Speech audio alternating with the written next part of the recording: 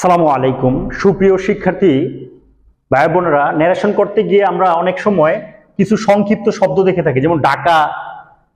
যে এখানে একটা প্রশ্ন করছে, হি সেড টু মি, সে আমাকে প্রশ্ন করলো, where do you like to go sir, আপনি কোথায় যেতে পছন্দ করেন? তাহলে সেইটাই আমি বললাম ঢাকা। তো এইটার কিভাবে অ্যান্সার করা যেতে পারে? যেহেতু সে আমাকে প্রশ্ন করছে, সি আস্কড, কিভাবে আস্ক করছে?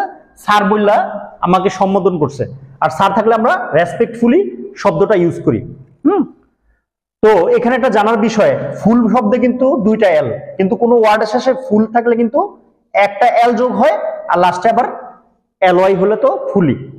যাই হোক, তো হি রেসপেক্টফুলি আস্কড মি, সে আমাকে সম্মানের সাথে জিজ্ঞেস করলো। কি জিজ্ঞেস করলো?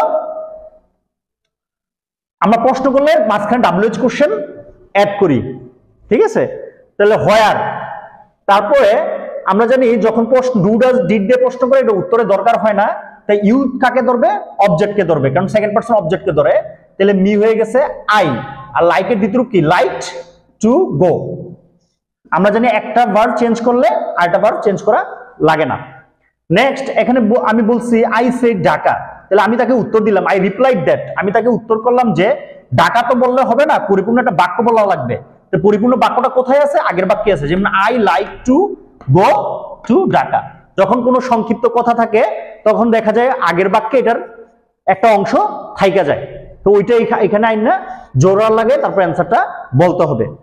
তো এই ছিল আমাদের সংক্ষিপ্ত শব্দের মাঝে মাঝে কনফিউশন এরকম সৃষ্টি হয়, এটার আলোচনা। সবার জন্য শুভকামনা। Thanks for watching.